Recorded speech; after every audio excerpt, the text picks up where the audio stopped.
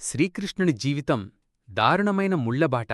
సుఖంగా, హాయిగా ఉన్నట్లు కనిపించినా కృష్ణుడు తానెన్ని కష్టాలు పడినాగూడా ఏనాడూ మొఖాన చిరునవ్వు చెదరకుండా నిలిచాడు. ఆ చిరునవ్వు కారణంగానే ఆయన కష్టాలు మనకు కష్టాలుగా కనిపించవు.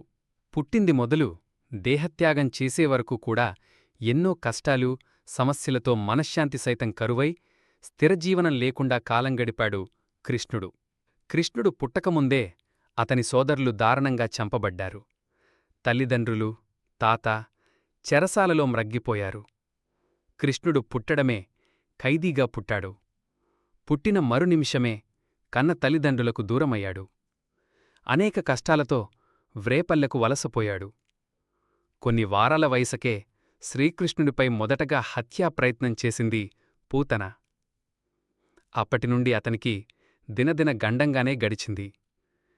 కృష్ణుని శైశవదశ, బాల్యదశ కూడా శకటాసురుడు, తృణావర్తుడు, వత్సకుడు, బకాసురుడు, వృషభాసురుడు, కేసి, వ్యోమాసురుడు మొదలైన ఎందరో రాక్షసులతోనూ, శంఖచూడుడనే యక్షునితోనూ, కాళీయుడు అనే సర్పరాజుతోనూ పోరాటాలతోనే సరిపోయింది. కేవలం 16 ఏళ్లనాటికే ఇన్ని గండాలు, కష్టాలు, సమస్యలు వస్తే ఎంత కష్టమో కదా.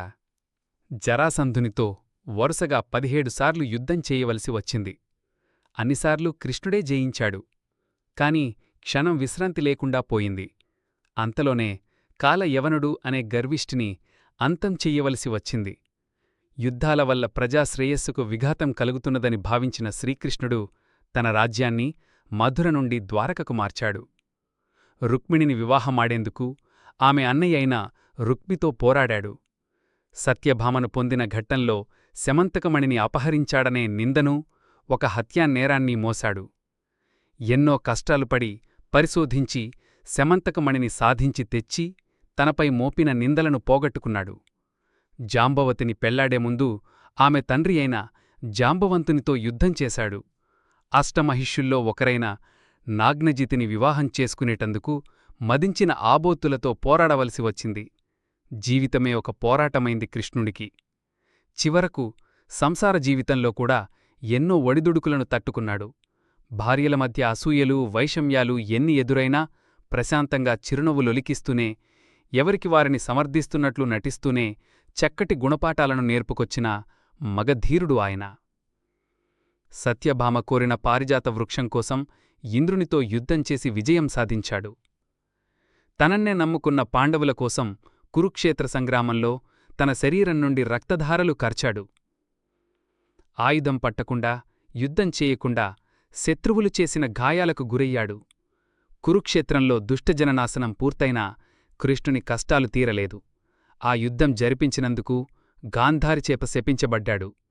యదువంశం నాశనమైపోవాలని శపించింది ఆమె. కృష్ణుడు నవ్వుతూనే ఆ శాపాన్ని కూడా స్వీకరించాడు. ఏమాత్రం కోపం తెచ్చుకోలేదు, బాధపడలేదు. యాదవకుల నాశనానికి ముసలం పుట్టింది.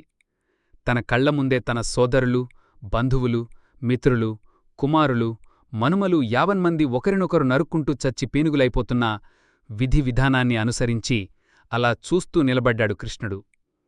సోదరుడైన బలరాముడు సైతం తన కళ్లముందే శరీరాన్ని విడిచి వెళ్ళిపోయాడు.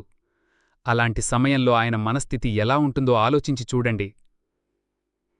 ఆవేశం కాదు, ఆలోచన, సంయమనం కావాలనే విషయాన్ని కృష్ణుడి జీవితం నుండి నేర్చుకోవాలి. నీతులు, ధర్మాలు చెప్పడం తేలికే, కాని ఆచరించడం కష్టం. కష్టాలలో నిగ్రహం చూపాలని చెప్పడం సులభమే, అనుభవించడం కష్టం. కాని కృష్ణుడు అన్నీ ఆచరించి, భరించి చూపించాడు. అందుకే కృష్ణుడు ఆరాధ్యుడయ్యాడు. భగవంతుణ్ణి పూజించడం కాదు, ఆచరించాలి. సమస్తలోక సుఖినో భవంతు.